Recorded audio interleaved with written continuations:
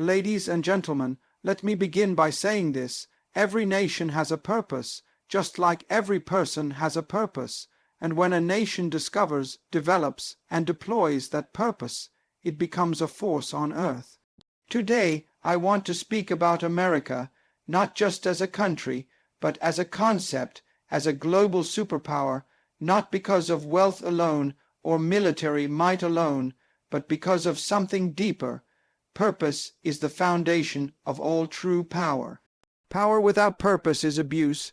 It's chaos dressed in influence, and this is the first thing we must understand, not only about individuals, but about nations. A nation that discovers its purpose taps into a divine current of authority and influence that cannot be manufactured by politics, military, or money. Purpose is spiritual, purpose is eternal, and when it is embraced, it produces a power that is sustainable and transformative. Now let me tell you something that may surprise you. America didn't become a superpower because it had better weapons or more money. Those were the results. The root was purpose. This country was founded not on perfect people, but on a powerful idea. The idea that human beings are created equal, that they are endowed, not by governments, not by kings, but by their Creator with certain unalienable rights. That is not just good politics. That is kingdom language. That is purpose in motion. God never begins anything without purpose. Before he formed the earth, the Bible says the Lamb was slain. That means purpose came before product. Vision came before creation. Purpose always precedes power. And so when a country, just like a person, taps into that divine assignment, power begins to flow. Influence begins to grow. Doors begin to open, not because of manipulation, but because of alignment. Purpose aligns you with heaven's agenda, and when you're in alignment with heaven, you will be empowered on earth. You see, one of the greatest tragedies is when people confuse motion with meaning. A lot of nations are moving fast. They're building, expanding, spending, but they have no vision, they have no identity, and so even in their wealth they collapse. Even in their speed they fall apart. Why? Because purpose is what gives you structure. Purpose is what tells you who you are and who you are not. And America, in its early foundations, had a sense of divine mission. It wasn't perfect, no nation is, but it believed in something bigger than itself. And that belief shaped a culture of possibility. When you know your purpose, you will also know your boundaries. You will know what to say yes to and what to reject. Power without boundaries becomes dangerous. But purpose provides discipline, it provides direction, and so even in the middle of adversity, a person or a country with purpose won't break. They may bend, they may struggle, but they will rise again. Because purpose gives you resilience, it gives you fuel. Think about it. When God created Adam, he didn't give him a throne. He gave him a garden. He gave him purpose. Work it, guard it, cultivate it. And in fulfilling his assignment, Adam had dominion. His power came through his purpose, not the other way around, and the same is true with nations. America's rise came through the cultivation of purpose. A belief in innovation, a belief in freedom, a belief in the potential of the individual. When a society believes in the value of its people, power is inevitable, because God will always bless those who honor his image in others. But here's where it gets dangerous, when a nation forgets why it exists. When a people start to confuse the blessing for the purpose, they begin to worship the gift and ignore the giver, and that's when decline begins. The moment purpose is lost, power begins to decay. Just look through history.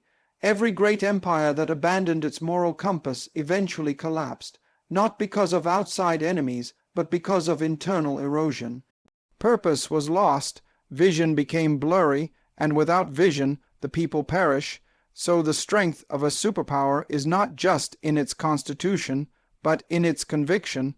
It is not just in its economy, but in its ethics. It's in the values it chooses to defend. It's in the principles it's willing to live and die for. That's where real power is found, not in the size of your army, but in the depth of your purpose. And I'll say this to every young person, every leader, every dreamer. If you want power, don't chase money. Don't chase fame, chase purpose. Ask God, why am I here? What was I born to solve? What is my assignment on this earth? Because when you answer that question, power will follow you. Resources will come. People will be drawn to your vision. You won't have to beg for opportunity.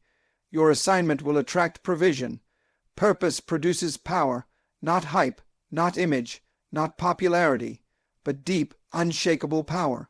The kind that influences generations, the kind that changes the atmosphere of cities and cultures. That's what made America great in the first place, and that's what will keep her strong if she remembers. If she remembers her purpose, if she remembers that she was blessed not just to succeed, but to serve, that she was given power not to control, but to uplift, and that she was chosen not because of superiority, but because of responsibility. That's purpose. That's where true power lives. And that, my friends, is how nations rise, and how they remain, through purpose. Leadership is the most critical force behind any family, community, organization, or nation. Everything rises and falls on leadership. Destiny is not determined by desire alone. It is shaped by the quality of leadership at every level. And when we talk about a superpower like America, we must recognize that its power is not sustained by military strength or financial systems. It is carried, directed, and preserved by its leadership. Leadership is not a title. It is not a position. Leadership is influence, and influence begins with character. The most dangerous thing on earth is a leader with no character, because when power is placed in the hands of someone who lacks moral clarity, destruction is inevitable. It may not come overnight, but it will surely come. That's why leadership is sacred. It is not something we pursue for attention, but something we steward with responsibility. In the context of America, leadership has always played a defining role in its destiny. From the earliest foundations of the nation, when bold men stood up and said, "We hold these truths to be self-evident," they were not just making declarations, they were making decisions that would shape the future. Those were not just political leaders, they were visionary leaders, men who understood that leadership means standing for something greater than yourself, and that is what true leadership always does.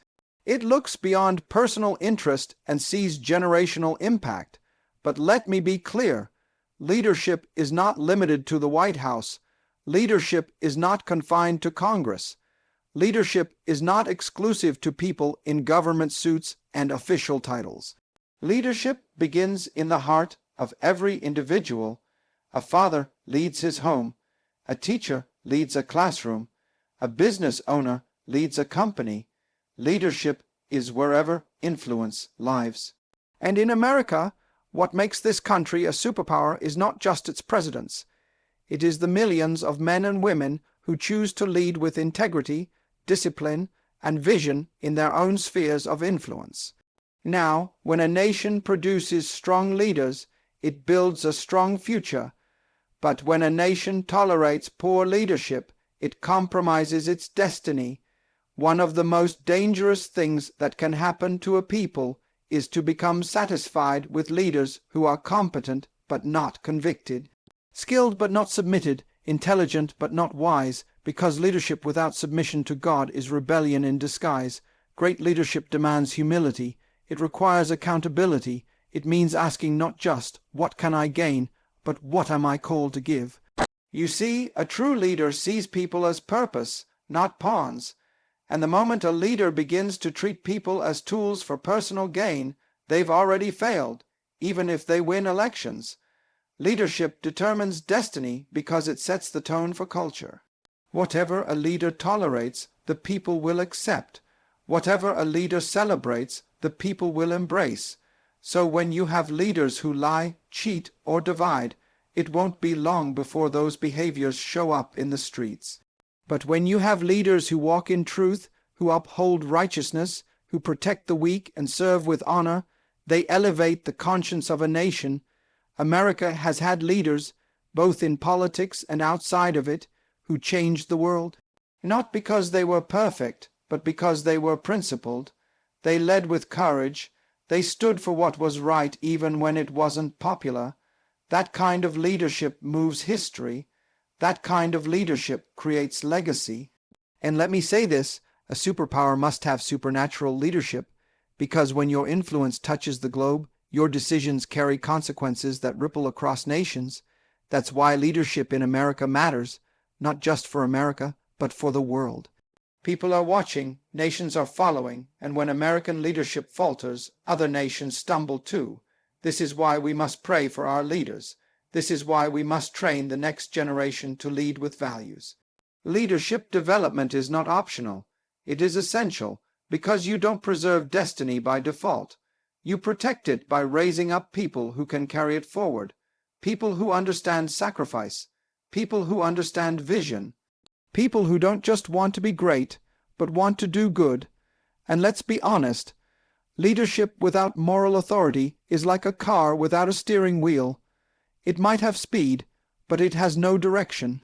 That's what we see too often, leaders who can move the nation but can't guide it, leaders who are loud but not light, but purpose-filled. Leadership is different. It brings clarity, it brings peace, it brings progress, because it flows from alignment with God's will. Leadership determines destiny, and destiny is too important to be left in the hands of those who don't know where they're going. If we want America to remain strong, then we must invest in raising up strong leaders.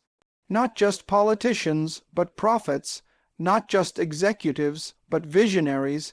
Not just influencers, but servants, because the destiny of a nation is not written in its wealth. It is not guaranteed by its history. It is shaped day by day by the character, choices, and convictions of its leaders. May America continue to raise leaders who walk with wisdom, lead with humility, and serve with purpose. Because where there is righteous leadership, there will always be a righteous future. One of the most overlooked truths in the kingdom of God is that creativity is not a luxury, it is a mandate. Innovation is not just for entrepreneurs and engineers. It is a spiritual assignment given to mankind by God Himself. When God gave man dominion over the earth, He did not hand him a finished product. He gave him raw materials, and He said, "Subdue it, cultivate it, multiply it." That command was a call to innovate. Dominion is not given to those who consume, it is given to those who create. Innovation is the seed of dominion. You cannot rule over what you cannot develop. You cannot influence what you do not understand. God never gave man chairs, tables, or houses. He gave trees, He gave stone, He gave potential, and He gave man a mind, an instrument of divine imagination. So when we speak of innovation, we are not talking about simply building gadgets. We are talking about unlocking divine potential. We are talking about exercising the image of God in the earth. That's why innovation matters in the rise of any great nation, and America is a living testimony to this truth. What separates a superpower from a struggling power is not just the size of its military or the reach of its economy. It is the strength of its innovation, the ability to see what does not yet exist and bring it into reality. That is vision, that is invention, that is stewardship of the mind. America has become a global leader not simply because of its natural resources, but because it created an environment where ideas could breathe, where men and women could think freely, act boldly, and try again after failure. That culture of experimentation, that spirit of enterprise, that hunger to solve problems, that is what turned a young nation into a global influencer. From the light bulb to the telephone, from the internet to artificial intelligence, America has led because it has dared to innovate. But innovation doesn't happen by accident. It happens where people are taught to value questions, not just answers. It thrives where people are encouraged to challenge the norm, not in rebellion, but in pursuit of excellence. And most importantly, innovation grows where purpose is present, because the most powerful innovations are not born out of comfort. They are born out of calling. They solve problems. They relieve suffering. They advance the human experience. In the kingdom, innovation is an act of worship. When you create something that blesses others, you reflect the nature of the Creator. When you solve a problem that no one else could solve, you reveal the glory of God through human intelligence, because God is not just in the church. He is in the classroom. He is in the laboratory. He is in the boardroom. He is in the studio, wherever man uses his God-given mind to produce something meaningful. God is present. That's why nations that encourage innovation are always at the forefront of history. And those that stifle creativity, suppress ideas, and punish exploration eventually collapse into stagnation, because dominion dies where imagination is choked. A nation that fears new ideas will never experience new dimensions of influence. Look around. The greatest shifts in global power have followed innovation. The printing press shifted empires. Electricity transformed economies. The internet redefined society. Every major leap forward in civilization has been tied to innovation. That is not coincidence, that is design, because dominion is transferred to those who are willing to think higher, work harder, and imagine more deeply than others. But innovation also comes with responsibility. Because not every idea is good, not every invention is righteous. When creativity is disconnected from character, we produce things that may benefit us temporarily but destroy us ultimately. So as much as we celebrate America's ingenuity, we must also challenge it to be guided by morality. Because innovation without ethics is a dangerous power. The purpose of innovation is not just progress. It is purpose. It must serve humanity. It must reflect justice. It must lift people, not enslave them. And when a nation uses its innovations to help others, to heal the sick, to feed the poor, to educate the forgotten, that's when it becomes not just a powerful nation, but a righteous one. Let us never forget that the most powerful innovations in history did not come from those with the most money, but from those with the most vision, and vision is a spiritual force. It is the ability to see what God sees and build it on earth.